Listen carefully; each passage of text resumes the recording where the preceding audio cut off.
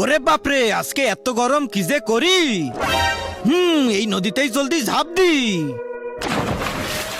আরে সূর্য মামা, এবার তুমি কি করবে? আমি তো নদীতে।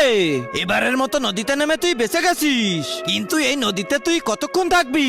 আমিও অপেক্ষায় থাকলাম, আজকে ওঠ শুধু। আরে তুমি এত রেগে আছো কেন?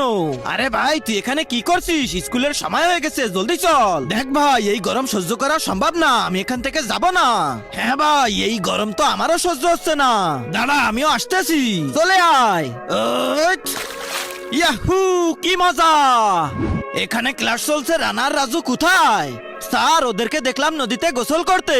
যাও, ওদের ডেকে নিয়ে আসো। ঠিক আছে স্যার। আরে ভাই, তোরা গোসল পরে করিস, প্রিন্সিপাল স্যার অনেক রাগ করতেছে, জলদি চল। আরে স্যার, আমরা যাব না, উপরে অনেক গরম। হ্যাঁ ভাই, আসলেই তো গরম, এক কাজ করি, আমিও গোসল করি। ইয়াহু, ইয়ে, কি মজা!